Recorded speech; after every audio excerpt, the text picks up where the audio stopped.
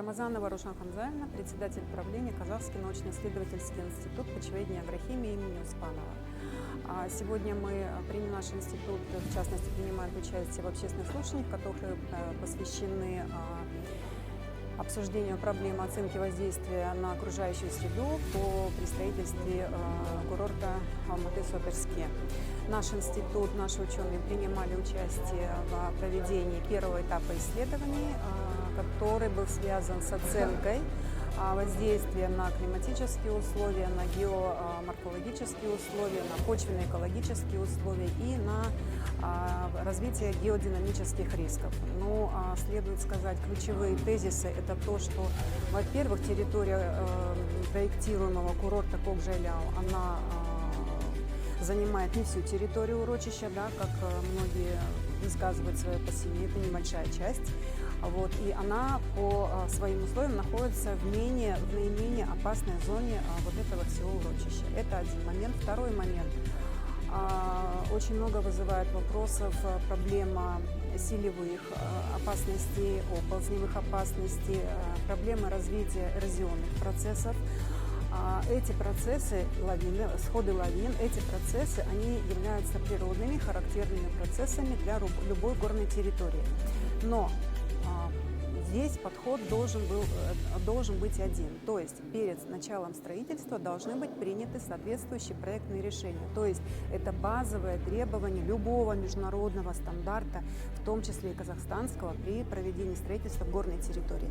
Далеко ходить не будем. Строительство Медео, строительство Шамбулака. Это не просто так по каким-то необоснованным,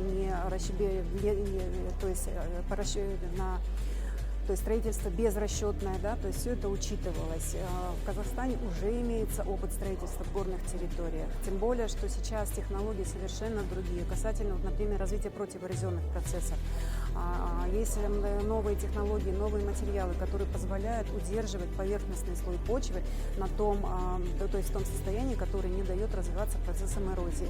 Учеными нашего института, в частности, проведены исследования по, опять-таки, восстановлению, по рекультивации нарушенных земель. Это, например, гидропассивы, то есть таких примеров привести много очень можно. Касательно сели, касательно оползней, мы работали в комплексе с другими участниками строительства, то есть реализации этого проекта, которые отвечают за проектные решения. И мы давали им соответствующие рекомендации, то есть какие нужно принимать проектные решения, какие есть болевые точки, которые лучше обойти, то есть изменить немножко маршрут, проложить, какие есть моменты, которые связаны с возможными лавинами, селями и так далее. Потом еще вызывают у многих опасений изменения климатических условий. Но это опять-таки не связано с тем, что стройка будет на территории Кокжайляу. Климатические изменения, они затрагивают повсеместно всю планету. Естественно, это влияние будет какое-то оказываться.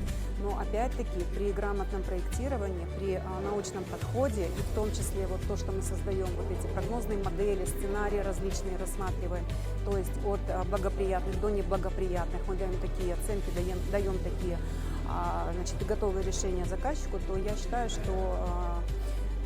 это не будет территорией напряжения, это будет территорией нормального горнолыжного курорта мирового уровня. И таким образом хотелось бы сказать, что наши исследования не закончены, у нас еще предстоит второй этап, и в конце концов итоговое заключение наших ученых, оно будет обоснованным, научно обоснованным, которое позволит рекомендовать развитие горного курортного кластера, и он при правильном подходе, грамотном подходе, это будет достаточно благоприятная, достаточно комфортная зона для отдыха наших сограждан. На основании проведения исследований по первому этапу мы дали рекомендации, что там можно строить и учитывать все наши, так сказать, решения для проектирования строительства.